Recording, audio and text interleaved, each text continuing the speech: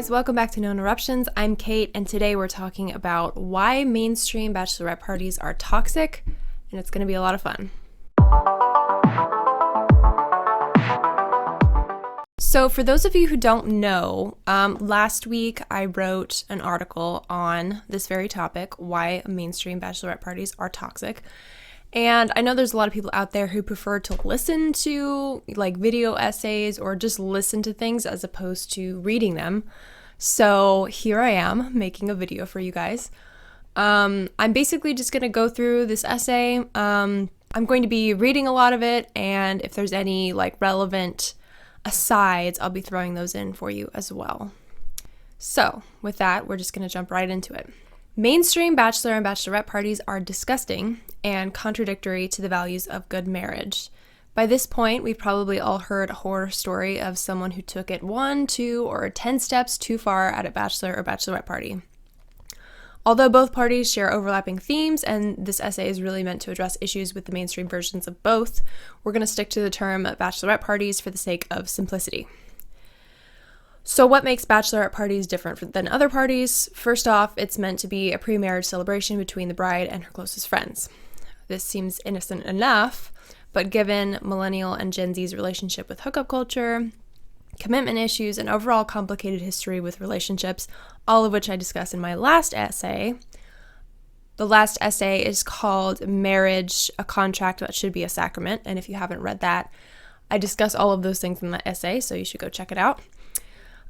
So that being said, it's no surprise that Gen Z and Millennials' complicated relationship with relationships bleeds over into prenuptial celebrations as well. Toxic marketing.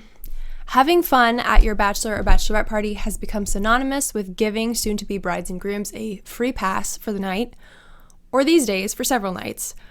What was once a standard one-night excursion is now more typically a 2, 3, or 4-day long bender involving strippers getting sloppy drunk, going back to strangers' Airbnbs, and at least one member of the bridal party having a blackout. If you don't have a brutal hangover at least one of the mornings, you didn't party hard enough.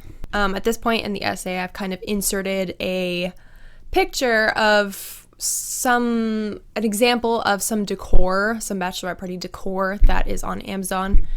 And it says flannel fling before the ring, and it's got like really obnoxious, gross like penis imagery all over it, and it also has what looks like a cartoon stripper guy just kind of chilling on the sign. Interesting and also gross. So moving on. Bachelorette parties in particular are marketed to be raunchy affairs in terms of decor as well. Penis imagery everywhere, photo wall signs saying things like last fling before the ring and same penis forever, which is another sign that I came across while I was planning my bachelorette party. I don't think I have to explain the contradictory implications of a pre-marriage celebration consisting of these themes. It's pretty obvious. It's kind of weird that, you're getting married and it's supposed to be like this joyful time of celebrating you and your soon-to-be spouse, and the way that people are celebrating is by doing this. It's kind of weird and also really inconsistent. An important element to note is that mainstream bachelorette and bachelor parties not only encourage crude behavior, they condition us to associate fun with sexual promiscuity. They attempt and often succeed in giving men and women an excuse to do single things for the duration of the party. This is true particularly in the example that I'm going to keep bringing up of strip clubs, going to see strippers, having strippers come to you, anything to do with strippers. Like, if you're a single person, you do you, but if you're getting married, this doesn't really seem like an appropriate way to celebrate. Even stranger, fiancés are encouraged not to speak to each other during these celebrations, even if the event is several days long. This was something I wasn't even aware of until my own bachelorette party, which lasted 2 nights. I called my fiancé the second night to check in. He seemed surprised to hear from me. I didn't think anything of it at first. I assumed he would think I might be too busy to call. But after our conversation, one of my bridesmaids asked who was on the phone. When I told her who it was, she seemed surprised as well. "But it's your bachelorette party," she said. At that point, I couldn't help but wonder to what extent this is the norm. Such secrecy and lack of communication would surely cultivate jealousy, or at the very least, worry and unease in a partner, leaving one wondering what the other one is doing. We've all seen the movies and heard a story or two. When I say movies, I think we all kind of know what I'm referring to here. There's, I actually have a link. It's called The 10 Best Bachelor Party Movies. And there's just a list of them. There's obviously The Bachelor Party. It's called The Bachelor Party with Tom Hanks. Then we have Sideways, American Wedding. Most popularly, probably The Hangover. I get a headache just watching that movie because it's so upsetting. And another link that I have here in this paragraph is an article about, it's called When to Call Your Fiancé. And it's in the Bachelor Party Manual, which is interesting. Okay, I'm just going to read you the first paragraph of this essay because it makes me really mad. Okay, so here it is. Your bachelor party has arrived. Kiss your future wife goodbye at the door. Tell her you'll miss her. Then get into the waiting taxi or car and let your friends whisk you away to one last night, weekend, or week of singledom. Then break off all contact with her. For the rest of the bachelor party, you should observe radio silence. Why? Because this is the whole point of your bachelor party. There are only 3 instances when you should call her. Follow this simple ABC rule and you will maximize your enjoyment of your last blowout as a sort of single guy. I'm cringing just reading this, but let's go through these really fast. A, for all is well. So if it's a destination bachelor party and you have to fly there or drive there or whatever, you're allowed to let your fiance know that you've arrived there safely where the bachelor party is going to be held. B, for baby, there's a problem. A problem in this instance is defined as someone's dead, someone's in the hospital, someone's in jail, or someone's life is in imminent danger. Okay? Only 3 instances. C, for can you pick me up when the bachelor party is over and you need a ride home. Apparently, these are the only times it's appropriate to contact your fiance during your bachelor party. This is what people are reading, folks, and they're following it. Now, I'm not saying be on your phone the whole time at your bachelor or bachelorette party. Absolutely not. Like, be present as much as possible. My point is, articles like this are so upsetting because they're telling people all of these things that are absolutely not true, okay? There's nothing wrong with calling your fiance after you've had a great day out with your friends and just telling them how great it was, checking in, letting them know you're okay, maybe asking how their day was real quick before you get back to partying. Like, there's nothing wrong with that. And it makes me really mad that people think there is a problem with that. So, moving on. Finally, mainstream versions of bachelor and bachelorette parties demean marriage into the simple understanding that, sadly, you can only have sex with one person for the rest of your life. So what is the bachelorette party for? To have fun while you can and enjoy being single, because dating and engagement suddenly mean nothing as far as relationship status. Peer pressure. It's not a real bachelorette party. When it came time to start planning my own bachelorette party, my maid of honor had a lot of ideas. Penis decor, magic mic, raunchy signs, all the cliche things. Here I have a picture of another gross sign from Amazon. It says, last wiener to go in between her. So much cringe. Like, I don't understand why people like this. I told her I was getting married, so strip clubs were out of the question. At first, she didn't seem to understand what I meant, insisting that it would be fine to just look, not touch. I flat out told her I didn't want any of those things and began brainstorming my own ideas. Oh yes, this is how it went. I planned my own bachelorette party, and I'm honestly proud of it, and I will tell you why in a minute. When I told my fiance about my maid of honor's suggestions, he hesitated before telling me he really didn't care. But I knew he did care. He cared in the same way I would care if he went to strip clubs with the guys, and it hurt to think he felt like he had to act indifferent. At the end of the day, it isn't about trusting your partner or not trusting them, it's about respect. If you respect the person you're going to marry, you don't go to strip clubs. You don't seek sexual satisfaction from another person. It's very, very simple. The party took place at my house. The first night was a house party where everyone could meet and get to know each other over some drinks and appetizers before hanging out in the backyard, in the hot tub around the fire pit. The second day, the girls tried on their bridesmaids' dresses. Everyone picked out their individual cuts. And we went to brunch and an aerial silks class, which was really fun, before heading back to my house to get ready for Halloween haunt at Kings Island. So Kings Island, if you're unfamiliar, is a amusement park, and every year they do Halloween haunt, which is like a night event essentially where